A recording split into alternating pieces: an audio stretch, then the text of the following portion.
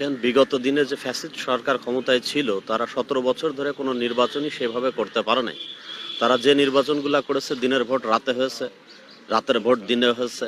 সে একটা অদ্ভুত এমন পরিস্থিতি সৃষ্টি করেছিল, মৃত মানুষ ভোট দিয়েছে।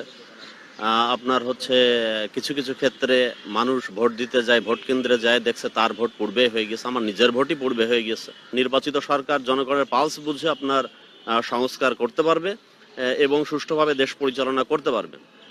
বর্তমান যে সরকার ক্ষমতা আছে তারা যে খুব খারাপ সেটা বলছি না, কিন্তু তাদের সংস্কারের একটা লিমিট থাকা দরকার।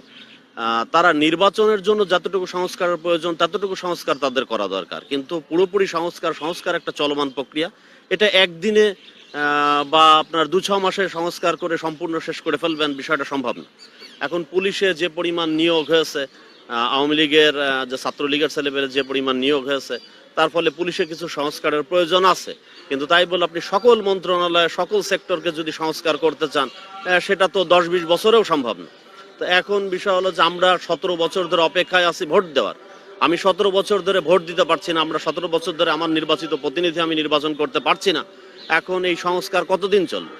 তা আমার মনে হয় দ্রুততর সময়ে প্রশাসনে কিছু সংস্কার করে নির্বাচন যাতে সুষ্ঠু করা যায় সেজন্য সংস্কারটা কমপ্লিট করে দ্রুত নির্বাচন দেওয়া দরকার, এবং আমরা যেন আমাদের নির্বাচিত প্রতিনিধি নির্বাচিত করতে পারি এবং তাদের দ্বারা যেন দেশ সুষ্ঠুভাবে পরিচালিত হয়।